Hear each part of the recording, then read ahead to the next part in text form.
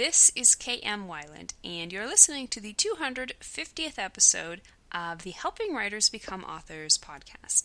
I'm currently in that very pleasant cycle of being consistently busy with several long-term projects, promo, research, and editing, which means there's not much new to report, for which some of you may now be heaving a sigh of relief. I'm just enjoying some comparatively stress-less days of rewarding work before diving into the hecticness of the annotated Jane Eyre's launch at the end of the month.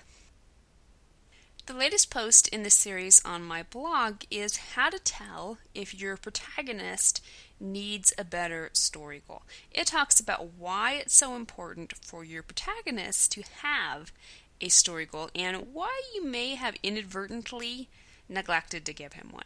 To find the post, visit my site at helpingwritersbecomeauthors.com. And now I hope you enjoyed this week's podcast entitled Most Common Writing Mistakes, Part 31. One-dimensional conflict. Conflict is one of the most essential ingredients of fiction. When a character with a goal meets an obstacle to that goal, conflict ensues, story ensues. But one-dimensional conflict isn't enough to plumb the depths of a story's potential. So, just what is one-dimensional conflict? When conflict is coming at the protagonist from just one direction, the story runs a very real risk of becoming flat. Everything in the story will be focused on this one goal/obstacle. And while that may be fine in a short story, it's going to create a couple nasty little problems in longer works. When all your story's conflict is arising from just one source, for example, Zach's teacher has it out for him and keeps giving him unfair grades, then your story becomes tremendously limited. So here are just 3 possible pitfalls that may result. 1. Repetition. When you've got only one horse to beat, you can bet he's going to end up dead pretty fast. There's only so much we can say about any given story scenario. There are only so many ways poor Zach can try to figure out why his teacher hates him and how he can overcome that. Once we've covered those options, either our story ends or we start repeating ourselves. 2. Lack of thematic depth. Subplots require their own offshoots of conflict. Whether these subplots feature the trials and tragedies of minor characters, for example, Zach's best friend's trouble with his parents because he couldn't care less about his own legitimate bad grades, or another aspect of the protagonist's own struggle, for example, Zach's determination to fill the shoes of his dead valedictorian sister, they offer the opportunity to riff on the main theme and explore different aspects of the same subject. Without subplot conflict, you'll never be able to find thematic depth. 3. Flat filler scenes. If only one main conflict drives your story, you'll almost inevitably end up with important linking scenes that don't feature that particular conflict. Zach saying goodbye to his parents before school, Zach hanging with his friends after school. And because that's your only conflict, these scenes, in fact, feature no conflict.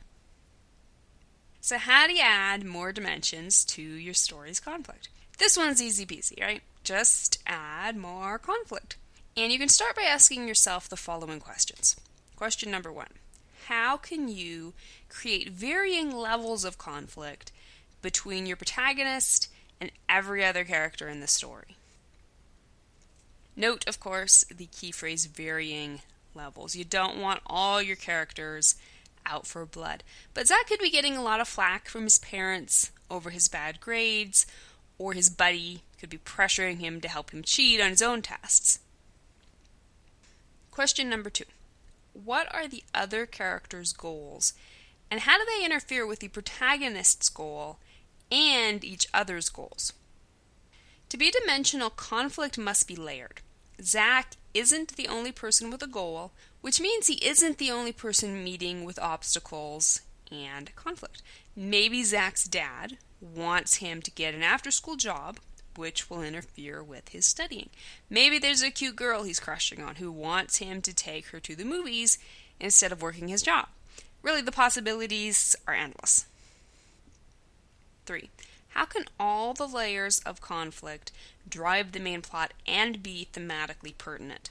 It's not enough to simply pile on the discord. Characters can't just be getting in each other's way for any old reason. To create a coherent story, every layer of conflict must ultimately influence the plot and resonate within the overall theme. All of the potential conflicts I mentioned above for Zach's story impact his main goal of getting good grades. But we could also deepen the thematic resonance by creating conflicts that explore why good grades are important, as an accomplishment in themselves, as an investment in the future, as a way to make it up to his parents that his sister died instead of him, or why authority figures sometimes let us down or don't let us down, the teacher, Zach's parents, Zach's buddy's parents, or even why priorities are important, Zach's grades versus the after-school job versus the new girlfriend. So is there such a thing as too much conflict in a story? Not really. I've seen very few, if any, stories that come even close to pushing that envelope. Most stories would benefit from more conflict, as long as it drives the plot and powers the theme. Thank you for listening to the Wordplay Podcast. To read a transcript of this episode, you can visit my website at helpingwritersbecomeauthors.com. And be sure to check back again next week.